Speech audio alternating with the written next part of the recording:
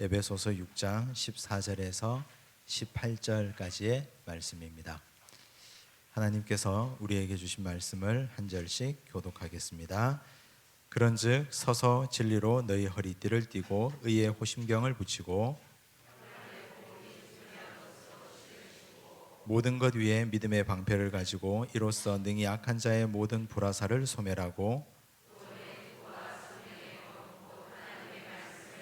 함께 읽습니다.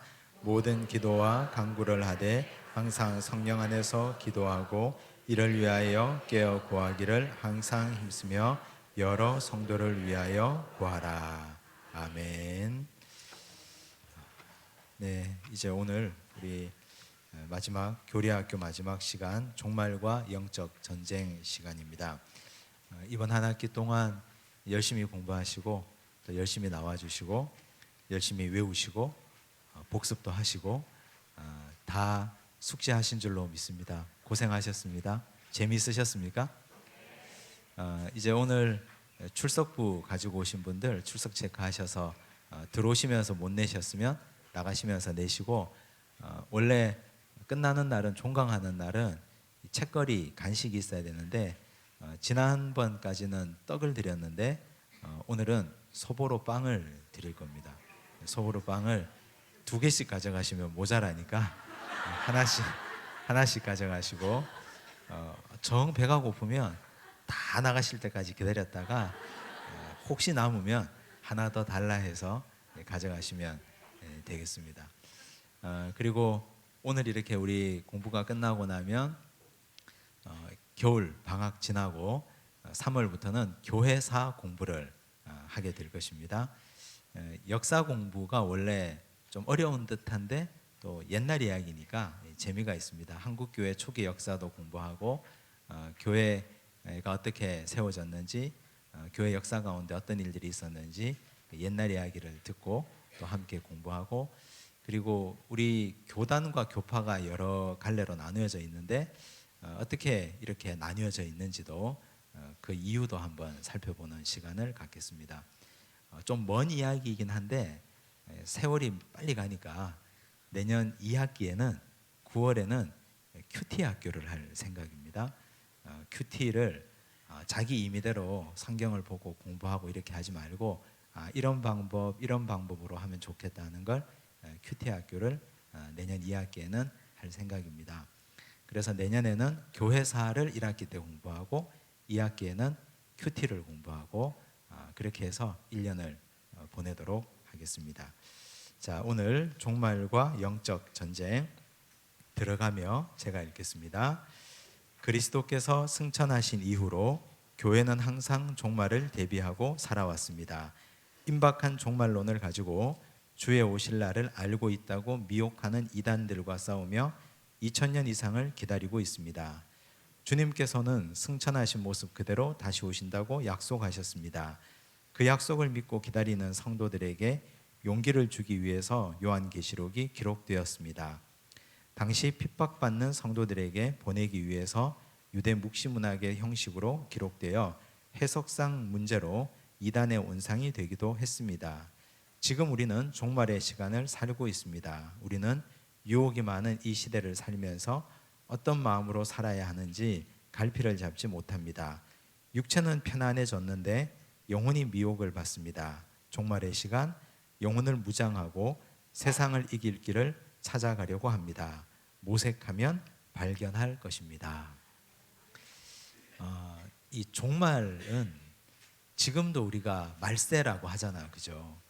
그런데 우리 한 세대 위의 어른들도 아이들 하는 걸 보고 아휴 말세다 이런 말 하셨고 그리고 그 윗세대도 그렇게 말씀하셨고 그리고 그 윗세대도 그렇게 말씀하셨습니다. 즉 예수님이 이 땅에 오셔서 승천하시고 난 이후부터 우리는 항상 말세 즉 종말을 살고 있습니다. 지금도 종말입니다. 이 종말의 때를 어떻게 살아가야 하는지에 대해서는 사람들마다 다들 각양 다른 방법이 있을 것 같은데 이 교단과 교파별로 그리고 신학적 성향과 경향에 따라 그리고 계시록을 어떻게 해석하느냐에 따라서 이 종말에 대한 태도들이 다 다르게 다가옵니다. 그런데 우린 그런 복잡하고 난해한 것들을 다 공부할 수도 없고 다 공부한다고 이해가 잘 되지도 않습니다. 그런데 단 한 가지 알아야 될 것, 몇 가지를 말씀드리면, 첫째, 종말은 반드시 온다. 왜냐하면 성경에 예수님이 오신다고 하셨기 때문에. 성경 말씀에 이루어지지 않은 것이 하나도 없지 않습니까? 그래서 종말은 예수님이 오신다고 했기 때문에 반드시 온다. 이걸 꼭 기억하셔야 됩니다. 그리고 두 번째 기억해야 될 것은 언제인지는 아무도 모른다. 그런데 안다고 얘기하는 사람들이 있어요. 안다고 얘기하는 사람들, 여러 가지 정황과 여러 가지 역사적 배경 상황을 막 들먹이면서 안다고 얘기하는 사람들이 있어요. 그런 사람들 얘기를 듣다 보면, 정신줄 놓고 듣다 보면 그냥 따라가고 빠지고 그렇게 될 것 같아요. 사입이 종말론자들이잖아요. 그래서 어떤 이도 예수님이 다시 오실 그날은 아무도 알지 못한다. 오시는데 아무도 모른다. 그날과 그때는 누구만 아신다? 아버지만 아신다. 아버지만. 저는 그런 생각을 자주 하는데, 만약에 어떤 사이비 종말론자가 몇 년, 몇 월, 며칠에 예수께서 오신다라고 그냥 떠들었어요. 그냥 떠들었어요. 그런데 마침 그날이 하나님이 마음에 딱 생각하실 때, 이날 예수를 보내야지 하고 생각하신 날이라 합시다. 만약. 그런데 하나님이 옛날에 하신 말씀이 있잖아요. 그날과 그때는 아무도 모른다. 아버지만 안다. 그랬잖아요. 그랬는데 이놈이 어떻게 알았는지 그냥 막 던졌는데 그날이 걸렸어요. 그러면 하나님 체면이 있지. 어떻게 그날 그냥 그대로 하시겠습니까? 바꾸셔야지. 그런 생각을 늘 하곤 하거든요. 그래서 절대로 인간은 하나님께서 계획하시고 생각하시고 예수님이 다시 오실 그날을 맞출 수 없다. 하나님 가오가 있지 않습니까? 하나님이 하신 말씀에 그 책임을 지셔야 되기 때문에, 그래서 절대로 인간은 그날과 그 시를 알 수 없다. 두 가지. 세 번째, 하나를 더 덧붙이면, 그럼 우리는 어떻게 살아야 되는가? 어떻게 살아야 될까요? 마치 오늘이 세상의 마지막인 것처럼, 살려면 한 두 가지 정도를 생각할 수 있는데, 첫째는 원수 맺고 살아서는 곤란합니다. 우리가 지금 오늘 이렇게 공부하고 있는데 주님이 오셔요. 근데 공부하기 전에 들어올 때 크게 대판 싸우고 들어왔어요. 이거 풀고 들어왔어야 되는데 이거. 그래서 원수 맺고 살아서는 곤란합니다. 항상 화해하고 화목하고, 언제 예수님 오실 그날이 올지 모르기 때문에, 그날이 도래할지 모르기 때문에 누구와도 원수 맺지 말고 좋은 관계, 혹 내가 잘못했으면 사과하고 용서를 구하고 그렇게 살아야 됩니다. 또 두 번째는 언제 주님 오실지 모르기 때문에 우리는 지금 나에게 주어진 일에 성실하게 살아야 됩니다. 죄 짓지 않고 성실하게.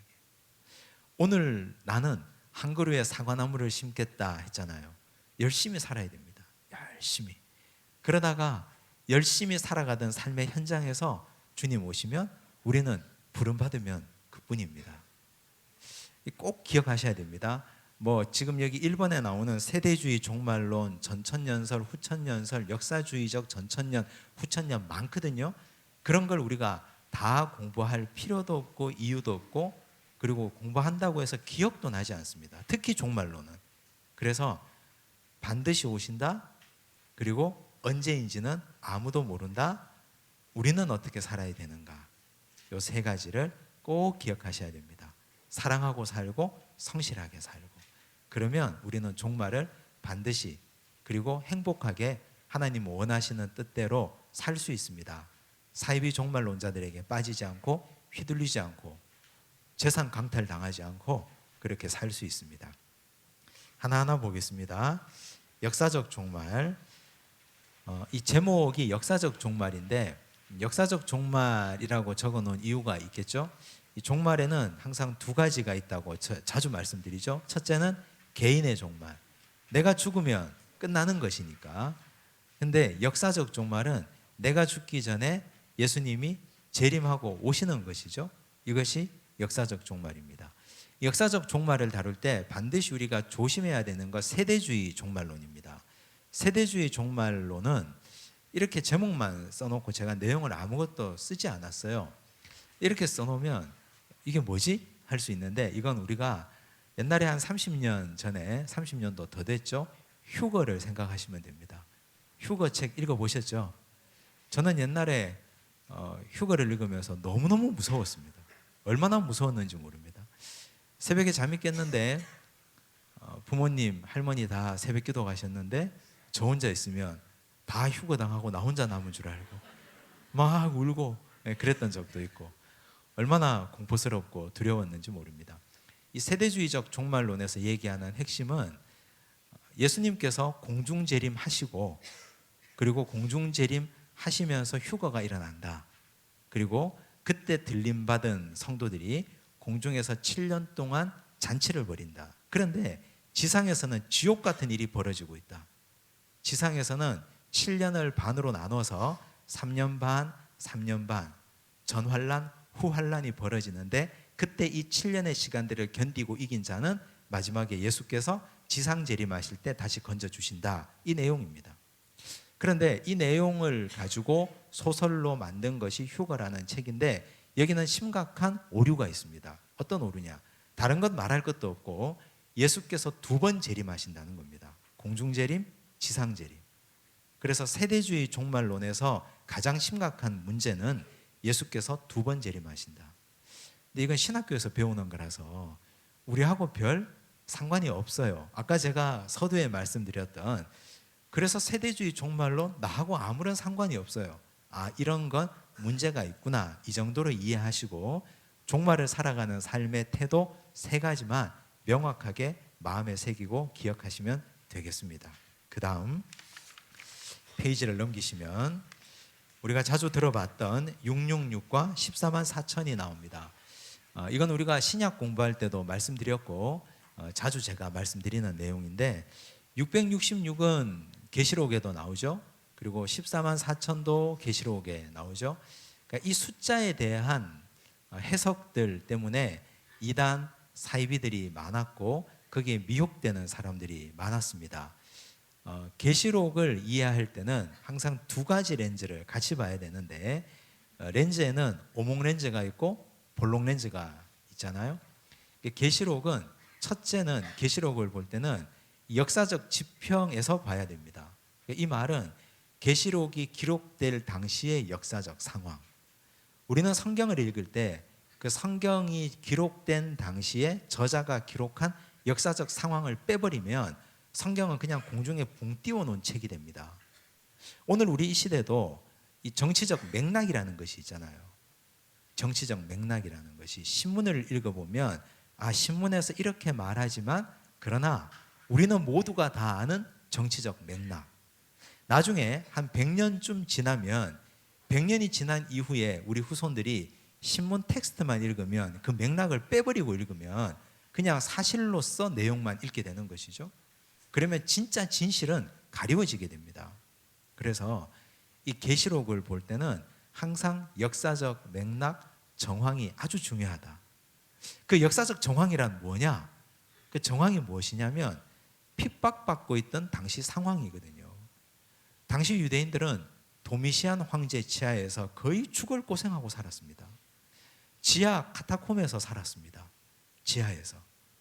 그리고 그들은 예수 믿는다는 것이 발각되면 그냥 죽음입니다. 그렇게 살아가야 했던 현실. 그런데 교회가 있었거든요. 계시록이 기록되어서 쓰여져서 이걸 읽으라고 보낸 편지의 수신자들이 있잖아요. 소아시아에 있는 7교회, 에베소, 버가모, 두아디라, 샤데 등등의 7교회들이 있잖아요. 근데 이 교회들이 신앙생활 하면서 견디고 또 견디고 또 견뎌야 했던 이유는 예수의 십자가가 결국은 그들에게는 희망이었기 때문입니다. 그래서 그 교회 성도들에게 소망과 희망을 주는 메시지가 계시록이에요. 그런데 하지만 편지를 쓰면서 로마 황제 도미시안은 나쁜 놈이다, 이렇게 써가지고 편지를 써가지고 가다가 들키면 어떻게 됩니까? 나도 죽고 그 편지를 받는 사람도 함께 죽잖아요. 그래서 그 편지가 자기들끼리만 아는, 유대인들끼리만 아는 묵시문학의 형태, 즉 그들끼리만 아는 역사적 배경을 아는 사람만 아는 암호 형태로 기록되었다는 것입니다.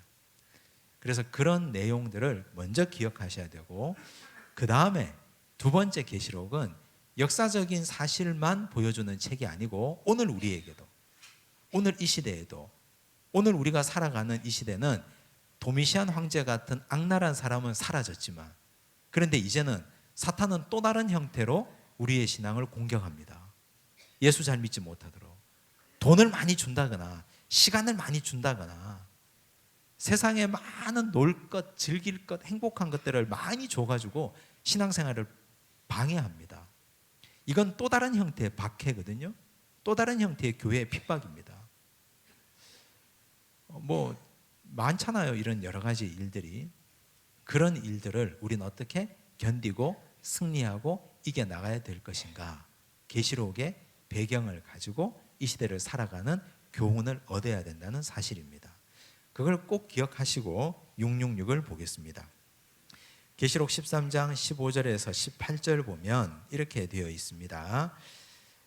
16절 보시면 그가 모든 자 곧 작은 자나 큰 자나 부자나 가난한 자나 자유인이나 종들에게 그 오른손에나 이마에 표를 받게 하고, 표 받는다고 하면 우린 잘 알고 있죠? 짐승의 표. 여기 그가 누구냐 하면 여기 그는 짐승입니다. 근데 우리가 아는 짐승은 개나 소나 말이나 뭐 이런 짐승이 아니고요. 계시록에는 두 가지 중요한 상징이 있는데, 첫째는 용, 두 번째는 짐승입니다. 용은 사탄을 상징하고 짐승은 사탄에게 권세를 받은 국가 권력, 즉 국가 권력이니까 로마 황제를 말하겠죠. 도미시안 황제를 황제라고 못 쓰는 거예요. 이 돌려보다가 잡히면 안 되니까 황제를 짐승이라고 쓰고, 황제에게 권세를 준 것을 사탄, 즉 용이라고 표현한 것입니다. 유대 묵시문학 전통에서 그렇게 표현을 했습니다. 그럼 이제 그렇게 읽어볼게요. 자, 15절을 읽어볼게요. 즉 황제가 권세를 받아 황제의 우상에게 생기를 주어 그 황제의 우상으로 말하게 하고 황제의 우상에게 경배하지 아니하는 자는 몇이든지 다 죽이게 하더라. 명확해지죠? 황제의 우상들이 다 있었거든요. 황제의 신상들이, 황제의 흉상, 동상들이 다 있었는데 거기에 경배하거나 그 황제의 흉상에게 머리를 숙이지 않는 자는 다 죽였습니다. 경배하는 자에게는 뭘 줬습니까? 표를 줬습니다. 이마나 손에 표를 줬습니다. 17절 누구든지 이 표를 가진 자 외에는 매매를 못하게 하니 이 표는 곧 짐승의 이름이나 그 이름의 수라. 짐승의 황제라 그랬죠. 황제의 이름이나 황제 이름의 숫자라고 그랬습니다. 지혜가 여기 있으니 총명한 자는 그 짐승의 수를 세어보라. 그것은 사람의 수니 그의 수는 666이니라. 즉 황제의 이름이 666이라는 뜻인데요. 그 당시 도미시안 황제는 네로 황제의 환생이라고 할 만큼 악질이었습니다. 네로 황제를 로마식 이름으로 풀어서 음가를 적어보면 다 더하면 666이 나옵니다.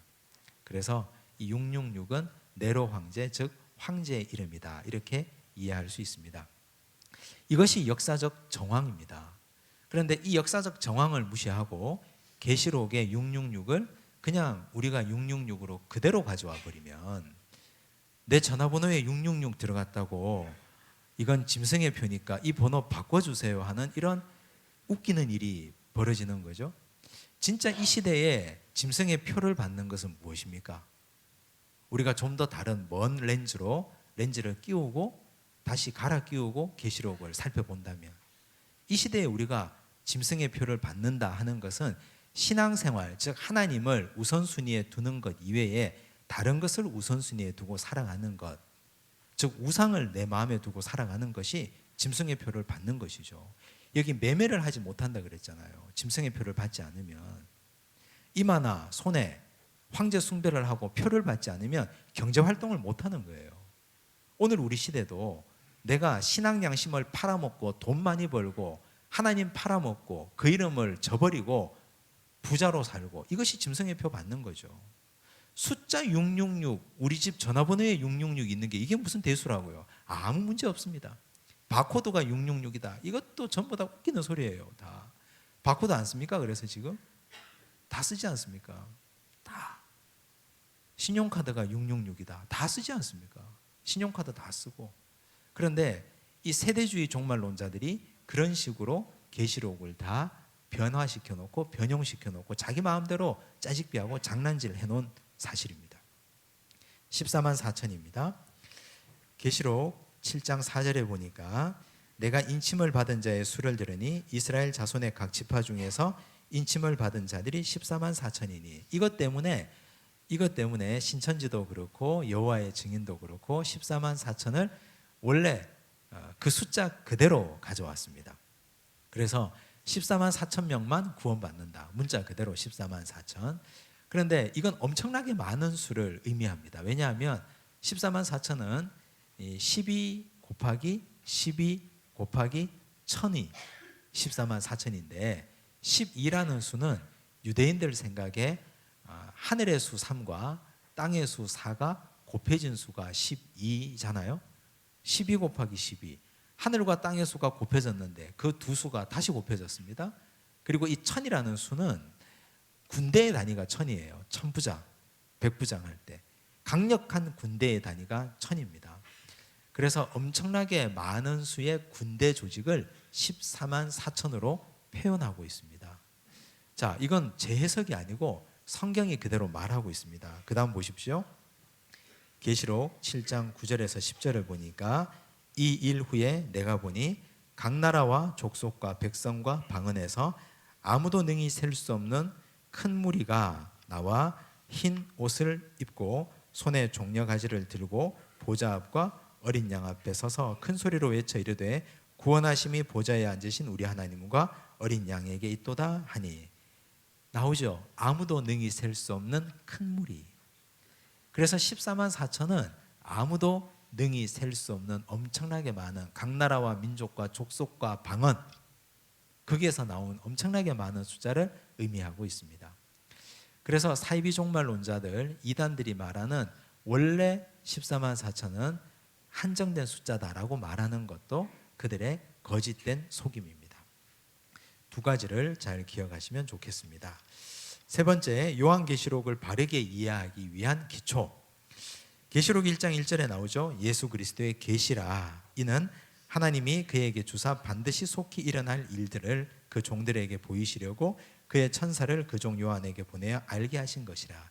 계시는 어떤 의미입니까? 계시록은 계시라 그랬는데 계시는 드러내는 것입니다. 숨겨진 것이 아니에요. 그러니까 우리는 계시록을 숨겨진 책이라고 오해했고 교회에서 설교하는 것도 불편해했고 배우는 것도 금기시했습니다.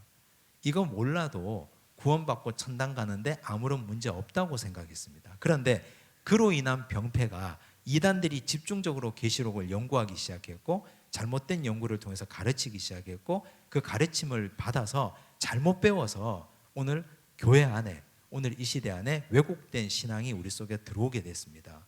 계시록은 드러내는 책입니다. 드러내고 가르치고 배우고.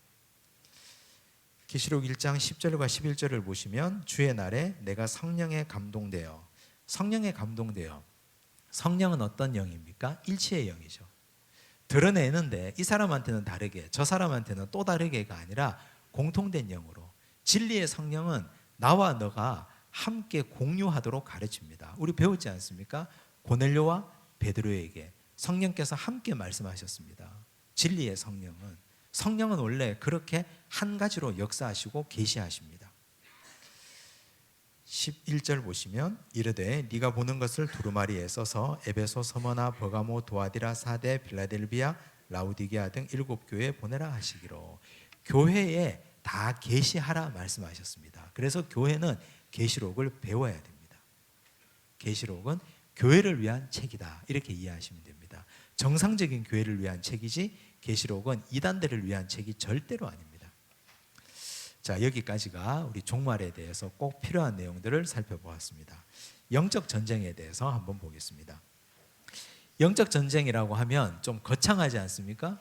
전쟁이라고 하면 일단은 마음을 다잡아야 되고, 전쟁이라고 하면 무기도 챙겨야 되는데, 거기다가 영적이라는 말이 붙으니까 엄청난 규모의 대단한 전쟁이라고 생각할 수 있는데, 그리 대단하지도 않습니다. 그러나 아주 중요합니다. 무엇이 영적 전쟁인가? 요한일서 3장 8절, 죄를 짓는 자는 마귀에게 속하나니 마귀는 처음부터 범죄함이라. 하나님의 아들이 나타나신 것은 마귀의 일을 멸하려 하심이라. 영적 전쟁의 정의가 나오죠. 마귀와 하나님의 아들, 마귀와 하나님의 아들의 전쟁입니다.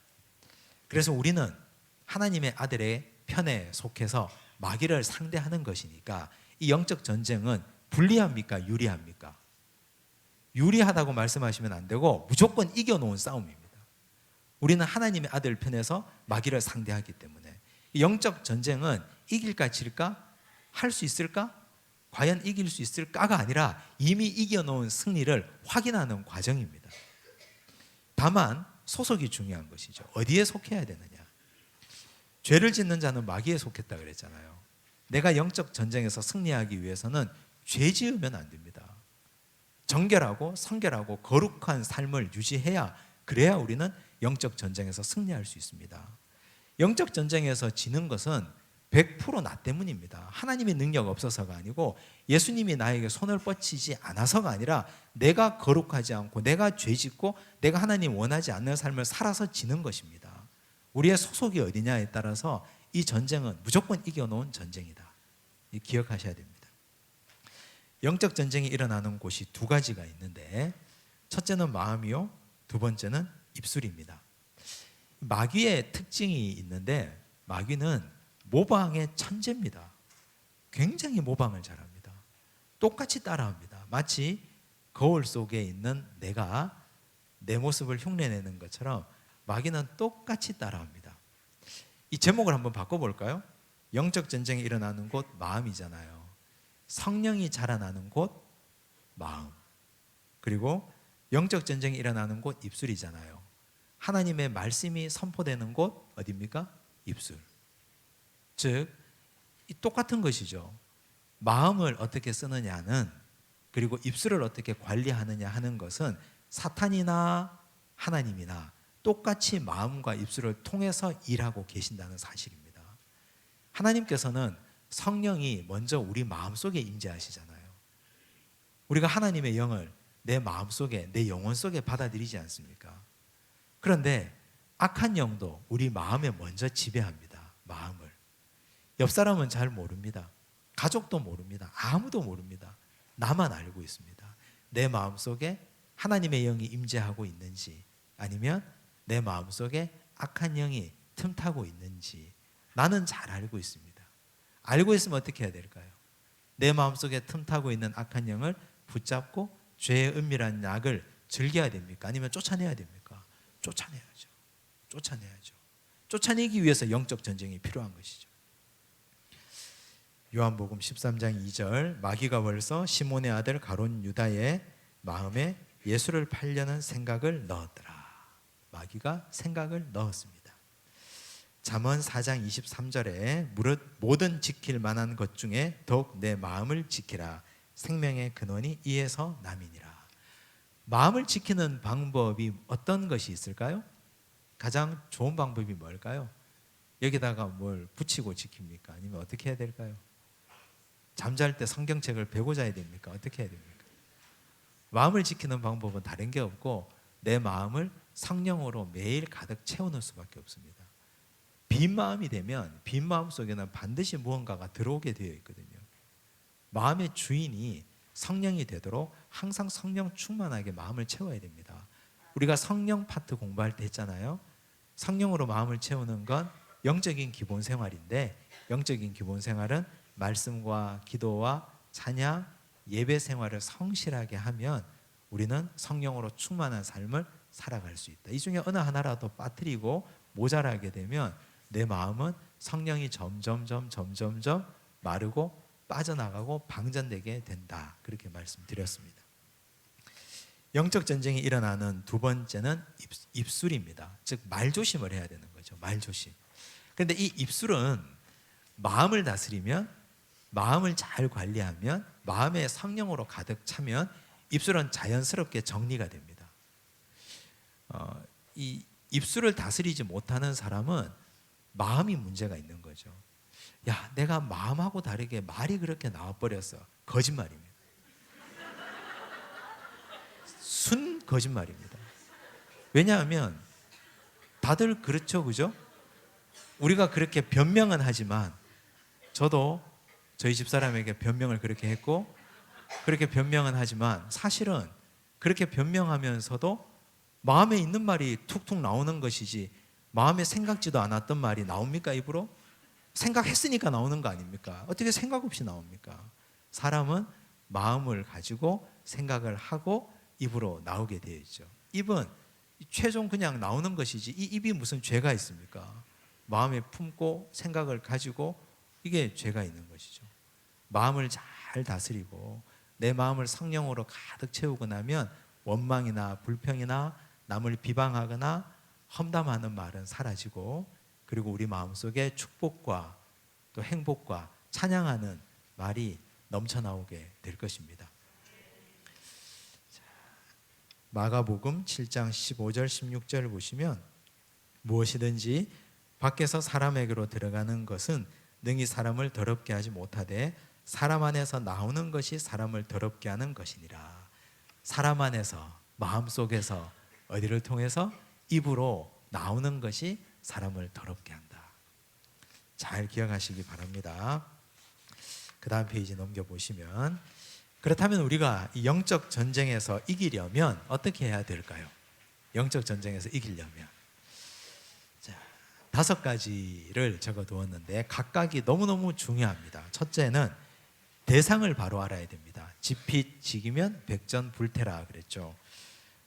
내가 영적 전쟁을 하고 있는 마귀, 사탄의 정체를 바로 알아야 되는데, 마귀가 어떤 놈이냐 하면 마태복음 4장 10절 11절에 보면, 마태복음 4장에 사탄이 예수님을 시험했죠. 예수님을, 감히 예수님이 시험 당하실 때 그때 영적 상태가 최악이었습니까? 아니면 최고였습니까? 왜냐하면 예수님이 40일 동안 금식하셨거든요. 금식기도 하고 예수님은 영적으로 굉장히 대단한 상태, 금식기도 하고 그야말로 아주 충만한 상태였습니다. 그런데 그때 사탄이 예수님을 시험했습니다. 사탄은 이런 놈입니다. 예수님도 시험하고 영적으로 충만한 자들도 시험하는데, 우리가 지금 성경 일독하고 1년 동안 열심히 기도하고 매일 내가 새벽 기도하고 하나님께서 원하시는 선한 행위를 한다고 사탄이 나를 시험하지 않을까요? 천만에요. 예수님도 시험했는데, 예수님이 40일 금식하시고 사탄에게 시험 당했는데 우리를 시험하지 않겠습니까? 사탄이 마음만 먹으면, 사탄이 뜻만 정하면, 아주 작정하고 나를 무너뜨리려고 작정하면 왜 무너뜨리지 못하겠습니까? 어떤 수단과 방법을 가리지 않는다 하면. 그래서 우리는 두려움을 가져야 됩니다. 경각심을 가지고 깨어 있어야 됩니다. 사탄은 예수님도 공격했다. 영적 상태가 좋은 상태에 예수님도 공격했다. 이 놈은 이런 놈입니다. 대단한 사탄입니다. 그리고 또 마태복음 4장에 보면 이 사탄이 말씀을 잘 알고 있습니다. 예수님과 이 말씀을 가지고 배틀을 하잖아요. 사탄이 시험을 하고 예수님이 말씀을 가지고 기록되었으되 하니까 사탄도 기록되었으되 이렇게 얘기해요. 사탄이 말씀을 얼마나 잘 알고 있는지 모릅니다. 사탄의 정체, 말씀도 잘 알고 영적 상태가 좋을 때 공략한다. 그럼 우리도 말씀을 잘 알아야죠. 그건 뒤에 가서 말씀드리겠습니다. 자, 그리고 또 이 사탄이 어떤 존재냐? 마가복음 5장 8절에 보니까, 이는 예수께서 이미 그에게 이르시기를 더러운 귀신아 그 사람에게서 나오라 하셨습니다. 더럽다 하는 말이 뭘까요? 더러운 귀신, 인격을 파괴한다는 뜻입니다. 인격을 파괴한다. 죄는 결국 흔적을 남기거든요. 죄가 흔적을 남기지 않습니까? 죄는 분명히 흔적을 남깁니다. 그런데 그 흔적이 그 죄의 결과를 보는 사람으로 하여금 역겹게 만듭니다. 더럽게 만듭니다. 다윗이 남긴 죄를 보십시오. 다윗이 남긴 죄. 남편이 있는 아내를 빼앗았습니다. 남편을 죽였습니다. 간음의 죄, 살인의 죄, 내 이웃의 아내를 탐낸 죄, 더러운 죄 아닙니까? 흔적을 남겼습니다. 그래서 이 사탄은 사람으로 하여금 더럽게 만듭니다. 나중에 정신 차리고 시간이 지나고 나서 내가 사탄의 꿰매에 속아서 지었던 죄들을 보면 수치심에 견딜 수 없습니다. 너무 더러워서. 너무 더럽고 수치스러워서. 그것 때문에 죄 지은 사람은 또 괴로워합니다. 평생 동안 그 죄짐을 지고 또 살아갑니다. 그래서 사탄은 평생 우리를 우려먹습니다. 죄의식을 가지고 또 공격하고 또 공격하고. 사탄이 이런 놈입니다. 계시록 12장 9절에 보니까 큰 용이 내쫓기니 옛뱀 곧 마귀라고도 하고 사탄이라고도 하며 온 천하를 꿰는 자라. 꿰다는 말이 무슨 뜻일까요? 속인다는 뜻입니다. 사탄은 속이는 영입니다. 사탄은 절대로 바른 말을 해주지 않습니다. 속입니다. 속이되 어떻게 속일까요? 교묘하게 속입니다. 그래서 우리가 이 속아 넘어가지 않으려면 어떻게 해야 됩니까? 정신 차리고 있어야 돼요.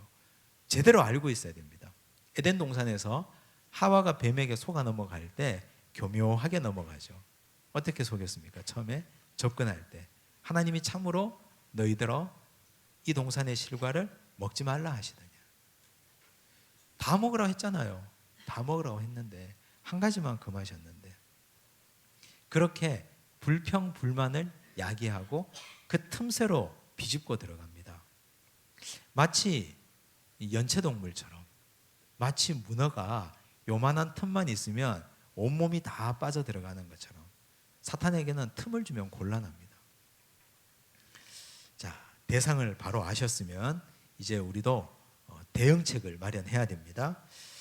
두 번째, 영적 전쟁에서 이기려면 내 자신이 치유받은 영혼이 되어야 됩니다.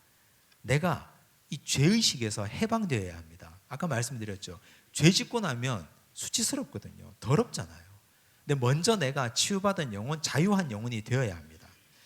요한복음 4장 28절에서 30절에 보면 사마리아 여인이 나오는데 사마리아 여인은 남편이 몇 명 있었습니까? 남편이 5 있었습니다. 지금 있는 남편도 자기 남편이 아니라고 예수님이 말씀하셨습니다. 그런데 이 여인이 예수님을 만나고 나서 자신의 부끄러운 과거가 용서받고 치유함 받았습니다. 완전히 해방되었습니다. 예수님과 얘기하다가 대화하는 중에 말을 꺼내고 예수님과 얘기하다가 온전히 치유되었습니다. 그리고 나서 한 행동을 보시면 여자가 물동이를 버려두고 동네로 들어가서 사람들에게 이르되, 여자는 물동이를 버려두고 동네로 들어갔는데 사람들 만나기 싫어서 정오에 물들어 나온 여인입니다. 이 여인이 남들 다 뜨거운 햇볕을 피해서 쉬고 있을 때 이 여인이 사람들 만나기 싫어서 물동이 지고 물 길러 나온 여인입니다. 그런데 예수님 만나고 나니까, 치유받은 영혼이 되고 나니까 사람들을 만나러 동네로 들어가서 예수를 전하게 된 것입니다. 영적 전쟁에서 승리하려면 내가 예수님 진짜 만나고 나면 내 부끄러운 과거, 더러웠던 과거, 죄 짓고 나서 그 더럽고 수치스러웠던 거 다 잊어버리고 다 도말하시는 예수님의 십자가 아래 다 묻어버리고 정리해야 됩니다. 그런데 사탄은 자꾸만 들쑤십니다. 너 옛날에 그랬잖아. 너 옛날에 그랬잖아. 그런 죄의식에서 해방되어야 합니다. 완전한 회개를 하고 난 이후에. 세 번째, 마음을 지켜야 된다. 영적 전쟁이 일어나는 자리가 마음이었고 그 마음이 표현되는 곳이 입술이었기 때문에 마음을 잘 지켜야 됩니다. 다윗의 고백을 보십시오. 시편 51편 10절에 하나님이여 내 속에 정한 마음을 창조하시고 내 안에 정직한 영을 새롭게 하소서. 다윗이 바세바와의 사건 이후에 나단에게 책망받고 나서 하나님께 노래하고 통회하면서 지은 시가 시편 51편 아닙니까? 여기 보니까 정한 마음, 정직한 영. 그가 죄 짓고 있을 때 그때 자기의 영적 상태가 부정직이었다는 사실이죠. 먼저 자기 자신에게 정직하지 못했습니다. 죄는 원래 힘을 가져서 관성을 가지거든요. 작은 죄가 자라서 큰 인격이 되잖아요. 성령도 씨앗이었는데 자라서 큰 나무가 되는 것처럼 죄도 역시 자라서 큰 인격이 됩니다. 나중에는 이 죄가 나를 끌고 갑니다. 처음에 다윗이 바세바 저 여인이 누군지 알아봐라. 했을 때 이게 작은 씨앗이었는데 예, 아무개 아내라 합디다. 데려와라. 좀 더 컸죠?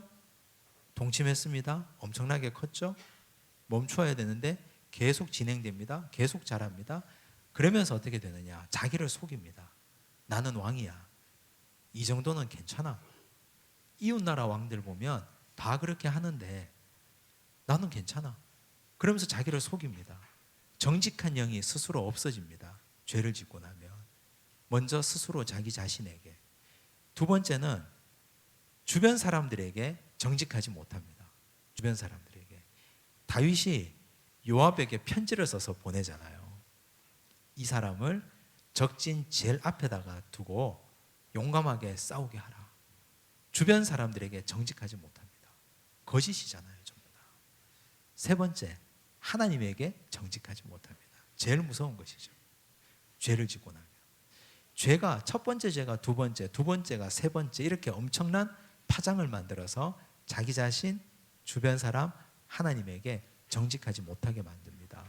그래서 다윗이 죄를 회개할 때 정한 마음, 정직한 영을 하나님께 구하는 것입니다. 자, 마음을 지키는 가장 좋은 방법은 여호수아 1장 8절 이 율법책을 내 입에서 떠나지 말게 하며 항상 입에 말씀을 물고 있으라. 항상 말씀을 물고 있으면 내 안에 성령께서 임재하셔서 마음과 생각을 지키시리라. 이 말씀입니다.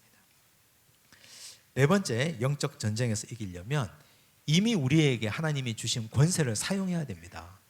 그 권세가 무엇입니까?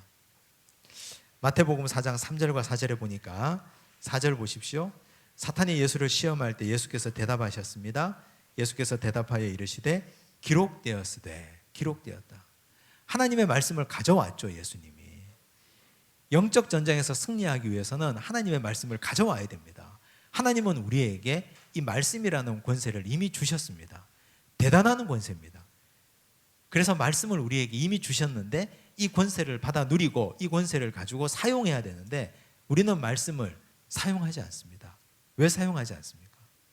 익히지 못했기 때문에, 배우지 못했기 때문에, 말씀을 갈고 닦지 못했기 때문에, 그리고 그 말씀대로 살아내지 못했기 때문에. 말씀의 완성은 내 삶으로 살아내는 것입니다. 그러면 말씀이 온전히 나에게 와서 육신이 됩니다. 우리 예수님을 가리켜 말씀이 육신이 되신 분이라고 하잖아요. 하나님이 예수님께 말씀하셨고 예수님은 그 말씀을 가지고 살아내셨습니다. 그래서 말씀이 육신이 된 거예요. 그쯤 되면 이제 말씀을 권세로 사용할 수 있습니다. 그런데 우리는 하나님의 말씀을 받아서 사용해야 되는데 그 말씀대로 사용하지 않으니까 말씀이 나에게 와서 육신이 되지 못하는 거예요. 말씀이 그냥 죽어나가는 거예요. 나에게 와서. 그 능력의 말씀이 나에게 와서 말씀이 육신이 되어서 살아 움직이게 되면 그러면 우리는 내가 하는 말 한마디 한마디가 권세가 있습니다. 대단한 권세가 있습니다. 옛날 목사님들이요, 학위도 없어요. 많이 배우지도 못했습니다. 많이 가지지도 못했습니다. 그런데 맨날 비슷하고 똑같은 설교 하시는데, 그런데 그 목사님들의 말씀이 권세 있고 능력 있고 그 말씀을 들으면 마음이 깊이 찔림이 있는 이유는 이 어른들이 말씀대로 사시기 때문에, 그 말씀 붙들고 살아내고 어떻게든 해보려고 노력하고 하시기 때문에 그분의 말이 힘이 있는 거거든요. 그래서 우리가 이 권세를 사용하기 위해서는 진짜 말씀대로 살아가셔야 됩니다. 그러면 우리는 영적 전쟁에서 무조건 이길 수 있습니다. 야고보서 4장 7절 그런즉 너희는 하나님께 복종할지어다 마귀를 대적하라 그리하면 너희를 피하리라. 이 순서가 중요합니다. 하나님께 복종하고 그리고 마귀를 대적해야 돼요. 하나님께 복종은 안 하고 하나님께 막 대들고 하나님께 배짱 내밀고 말씀대로 순종도 안 하고 마귀를 대적하며 백전백패입니다. 무조건 잡아먹힙니다, 마귀에게. 그런데 하나님께 복종하고 마귀를 대적하십시오. 무조건 이깁니다. 전신갑주를 입어야 한다. 자, 끝으로 너희가 주 안에서와 그 힘의 능력으로 강건하여지고 마귀의 관계를 능히 대적하기 위하여 하나님의 전신갑주를 입어라. 전신갑주가 쭉 있는데요, 다 읽어보면 전부 다 나를 방어하는 무기죠. 유일한 한 가지 공격 무기는 17절 구원의 투구와 성령의 검 곧 하나님의 말씀을 가지라. 한 가지 공격 무기는 검인데 이것이 하나님의 말씀입니다.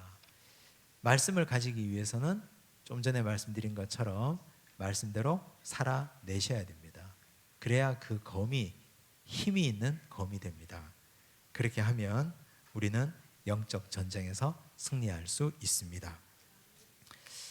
자, 마치며 오늘 배운 내용을 잘 정리해 보시기 바랍니다. 두 번째 과제, 종말을 살아가며 영적 전쟁에서 승리하는 백성들이 되기 위하여 나는 무엇이 부족합니까?